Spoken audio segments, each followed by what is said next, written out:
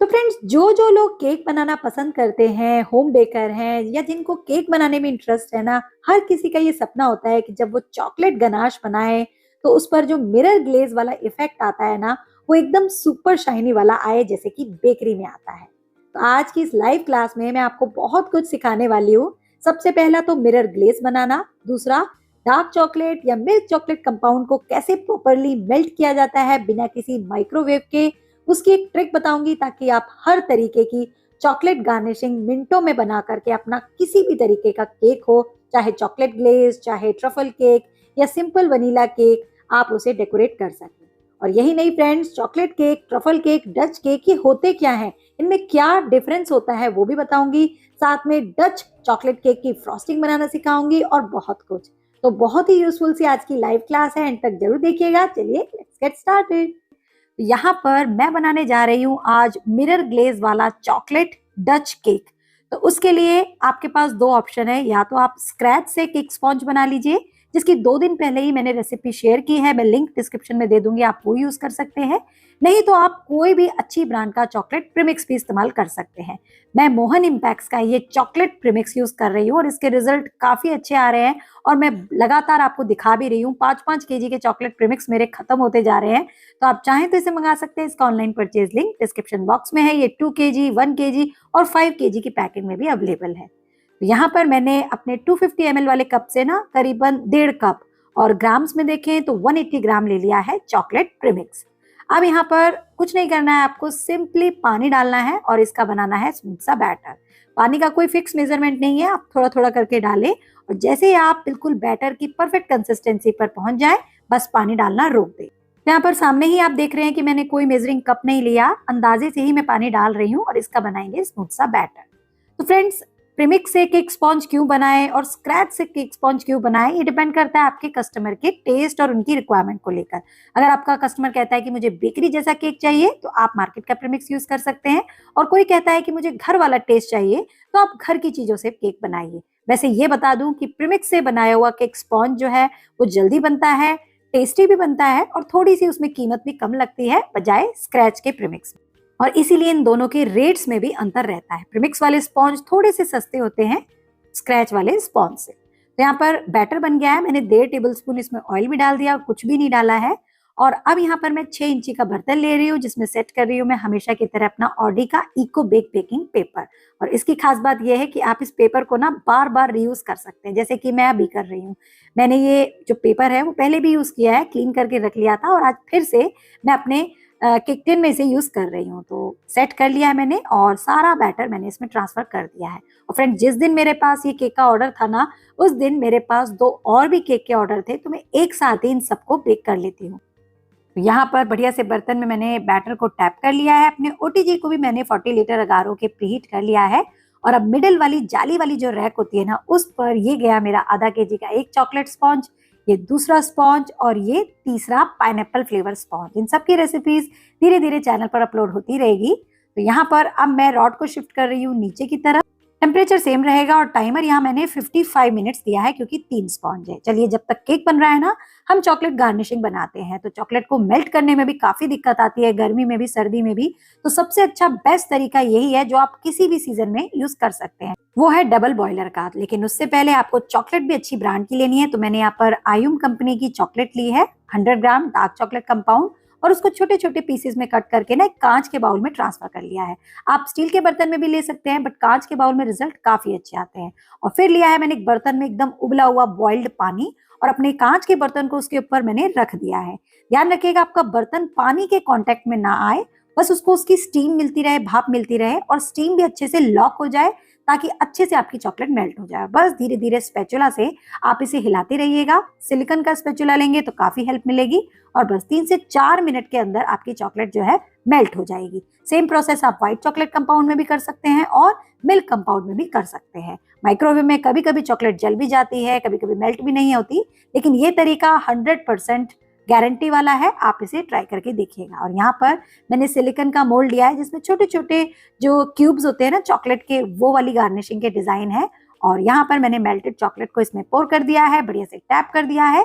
और अब आप चाहें तो 2 मिनट के लिए फ्रिज में से रख दें, नहीं तो रूम टेम्परेचर पर 10 मिनट छोड़ दें, ये खुद ब खुद सेट हो जाएगी। जब तक चॉकलेट सेट हो रही है, केक बन रहा है, हम तैयार करते हैं अपनी क्रीम।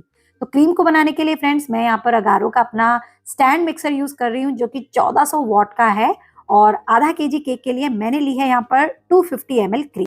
वैसे ये क्रीम थोड़ी बच जाएगी, बट मुझे इतनी लेनी ही है क्योंकि मुझे नेक्स्ट केक दूसरा भी बनाना है। 200 ml क्रीम में भी आपका काम हो जाएगा, क्योंकि चॉकलेट जो ग्लेज वाला केक होता है ना, उसमें हम क्रीम की डेकोरेशन ज्यादा नहीं करेंगे। और बस स्टैंड मिक्सर में से फिट कर दिया, और यहाँ पर लगभग 8 से 9 मिनट में क्रीम विप हो जाएगी। अगर आपकी क्रीम थोड़ी जमी हुई थी तो 1-2 मिनट एक्स्ट्रा लग सकता है। और ये देखिए कितनी बढ़िया क्रीम रेडी हुई।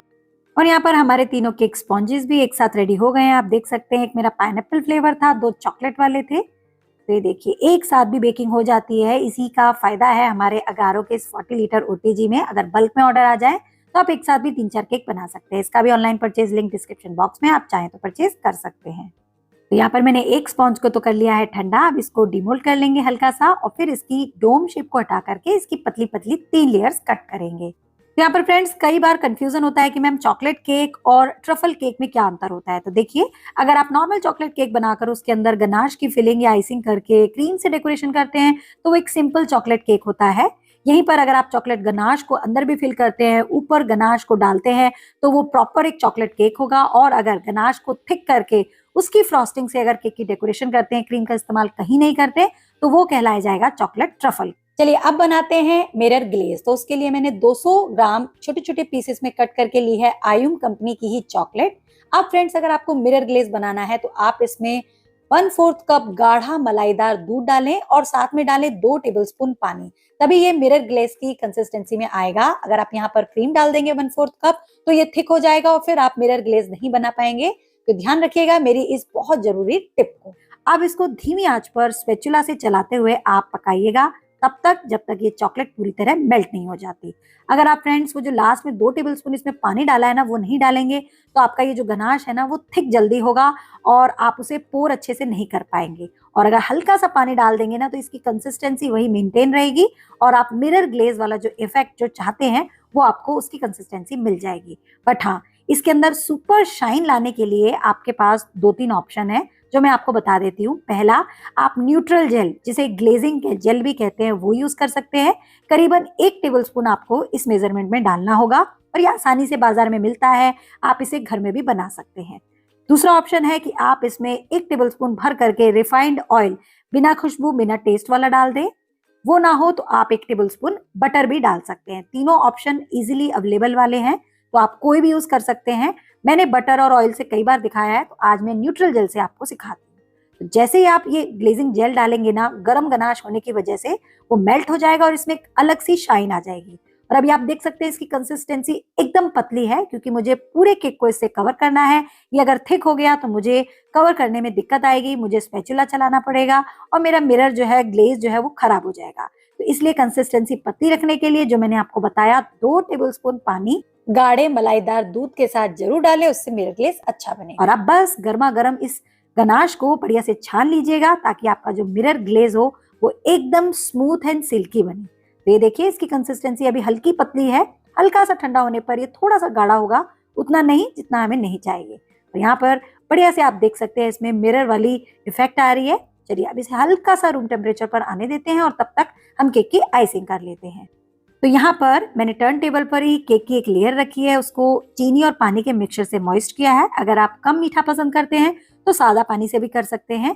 फिर मैंने इसके ऊपर अप्लाई की है क्रीम और अब इस पर जो हमने ग्लेज बनाया है वो डालेंगे। अगर आपके पास कोई लेफ्ट ओवर गनाश रखा है तो वो भी आप फिलिंग में यूज कर सकते हैं। मेरे पास लेफ्ट ओवर देखिए गनाश रखा हुआ है, मैं वो यूज कर रही हूँ क्योंकि मिरर ग्लेज को मैं केक के केवल ऊपर ही डालने वाली हूँ। बढ़िया से इसको स्प्रेड कर दीजिए। यहाँ चाहें तो चोको चिप्स वगैरह डाल सकते हैं। फिर से इसके ऊपर लेयर रखेंगे, फिर से इसको मॉइस्ट करेंगे एंड अगेन प्रोसेस को रिपीट करेंगे। अब बात आती है फ्रेंड्स कि ये डच केक कौन सा होता है। तो देखिए, केक स्पॉन्ज के अंदर जब हम कोको पाउडर यूज करते हैं तो वो तो नॉर्मल केक स्पॉन्ज हो जाता है चॉकलेट फ्लेवर का। बट अगर क्रीम के अंदर गनाश की बजाय हम कोको पाउडर डाल करके उससे फ्रॉस्टिंग रेडी करते हैं ना, तो वो कहलाई जाती है डच केक की फ्रॉस्टिंग। उसमें एक अलग सा टेस्ट आता है कोको पाउडर का, तो वो बहुत ही लोगों को अच्छा लगता है। तो कई बार डच केक अगर ऑर्डर देते हैं लोग आपको, तो आपको कोको पाउडर को ही यूज करके फ्रॉस्टिंग तैयार करनी है। और अगर कुछ नहीं, सिंपल चॉकलेट केक बनाना है, तब आप चॉकलेट फ्रॉस्टिंग के लिए गनाश यूज कर सकते हैं। तो मैं आज मिरर ग्लेज वाला डच केक बना रही हूँ। तो यहाँ पर मैंने एक बाउल में ली है थोड़ी सी क्रीम और यहाँ पर मैं इसमें ऐड कर रही हूँ करीबन 2 टीस्पून कोको पाउडर। ये कोको पाउडर मोहन इम्पैक्ट्स का है। साइड में आप उसका पैकिंग देख सकते हैं। मेरा रैपर खुल गया था तो मैंने इसे एक एयर टाइट कंटेनर में पैक करके रखा हुआ है। और ये बहुत ही बढ़िया टेस्ट देता है चॉकलेट स्पॉन्ज बनाने में भी, क्रीम में भी, और इसका कलर भी हल्का सा डालने में डार्क हो जाता है और ये अनस्वीटेंड है। तो जरूर मंगवाइएगा। ये 1 केजी की पैकिंग में अवेलेबल है। इसका भी online purchase link description box में है, तो आप ले सकते हैं। और बस यहाँ पर क्रीम के अंदर डाल करके ना इसको मैं मिक्स करूंगी। और हाँ फ्रेंड्स, कई लोग बोलते हैं कि मैम कोको पाउडर डालने के बाद ना हमारी क्रीम थोड़ी गाढ़ी थिक हो जाती है। वो इसलिए क्योंकि कोको पाउडर ड्राई होता है, मॉइस्चर एब्जॉर्ब कर लेता है। तो आप चाहें तो यहाँ पर 1 टीस्पून पानी भी डाल करके इस फ्रॉस्टिंग का टेक्सचर जो है वो ठीक कर सकते हैं। यहाँ पर मैंने केक की क्रम कोटिंग तो कर ली थी। अब इस चॉकलेट डच वाली जो फ्रॉस्टिंग हमने रेडी की है ना, उसको मैंने भरा है पाइपिंग बैग में और चारों तरफ केक के हम कोट करके इसको फाइनल आइसिंग करके रेडी कर लेंगे। देखिए, जब इस पे गनाश डालेंगे, केक अगर व्हाइट क्रीम से कोट होगा तो वो शायद उसका कलर अच्छा ना दिखे, बट अगर आप ये वाली फ्रॉस्टिंग कर लेंगे यूज, तो आपका जो गनाश का इफेक्ट है ना वो और भी ज्यादा इफेक्टिव आएगा। अब हाँ, चॉकलेट केक है तो आप गनाश से फ्रॉस्टिंग रेडी कीजिएगा और डच केक है तो कोको पाउडर से। तो सिंपल सा अंतर होता है फ्रेंड्स, लेकिन कई लोग इसमें कंफ्यूजन में रहते हैं कि ये केक कैसे बनेगा, वो केक कैसे बनेगा। आज मैंने उम्मीद करती हूँ सारे डाउट आपके क्लियर कर दिए हैं, बट फिर भी कोई डाउट हो तो आप कमेंट सेक्शन में जरूर पूछिएगा। यहाँ पर मैंने इस डच वाली फ्रॉस्टिंग से ना अच्छे से केक को कवर कर लिया है। डच में इसलिए बोल रही हूँ क्योंकि इसके लिए मैंने कोको पाउडर यूज किया था। और अब इस केक को हम शिफ्ट कर देंगे अपने केक बोर्ड पर। और आप देख रहे होंगे कहीं कहीं पर कोको पाउडर के कुछ दाने दिख रहे हैं, बट कोई बात नहीं, हम इसे गनाश से कवर करेंगे तो वो कवर हो जाएगा।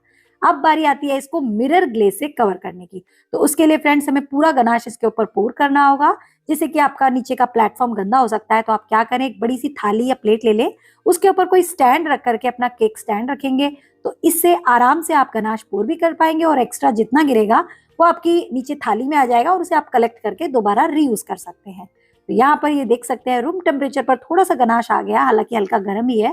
और बस इसको मैं केक के ऊपर डाल रही हूँ और मैं इस तरीके से डाल रही हूँ कि केक पूरा कवर हो जाए। मुझे इस पर कहीं भी स्पैचुला ना चलाना पड़े, ना स्क्रैपर चलाना पड़े, और ये ऐसे ही कवर हो जाए। घबराइएगा नहीं, कहीं भी चॉकलेट जो ग्लेज है वो एक्स्ट्रा नहीं जाएगा, क्योंकि कंसिस्टेंसी हमारी एकदम परफेक्ट है, पतली है। जहां भी ये थिक हो गया तो ये वहीं जम जाएगा और फिर दिक्कत आएगी। तो आप देख सकते हैं कितना बढ़िया इस पर मिरर दिख रहा है। अब अगर कहीं रह गया है तो आप स्पून से थोड़ा सा ड्रिप करके उसको कवर कर सकते हैं, बट ऊपर पैलेट नाइफ या स्पैचुला हम नहीं चलाएंगे। और अब जितना भी ये एक्स्ट्रा गनाश या मिरर ग्लेज जो है हमारा नीचे ड्रिप आउट हुआ है, उसको हम कलेक्ट कर लेंगे और बोर्ड को क्लीन कर लेंगे। तो इसमें थोड़ा सा मेसी हो जाता है, बट यही एक तरीका है प्रॉपर मिरर ग्लेज वाले केक को कवर करने का। अब ये सारा जो मिरर ग्लेज है, गनाश है, वो मैं नीचे थाली में गिरा रही हूँ और इसे कलेक्ट कर लूंगी, बाद में रीयूज करूंगी।